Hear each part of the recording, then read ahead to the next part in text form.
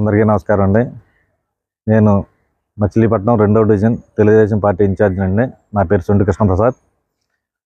మొన్న జరిగిన సార్వత్రిక ఎన్నికల్లో మహాకూటమి తరపున పోటీ చేసి తెలుగుదేశం తరపున మన మచిలీపట్నం అసెంబ్లీ నియోజకవర్గానికి పోటీ చేసిన కొల్లు రవీంద్ర గారు సుమారు 50,000 పైబడి ఓట్ల మెజారిటీతో గెలుపొందారు.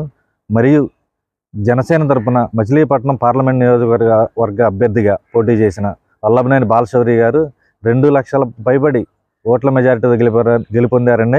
వారిద్దరికీ నా హార్దిక శుభాకాంక్షలు తెలియజేస్తున్నాను. అలాగే మన 2వ డివిజన్ ప్రజలందరికీ గతంలో చంద్రబాబు నాయుడు గారి పరిపాలన చూశారు.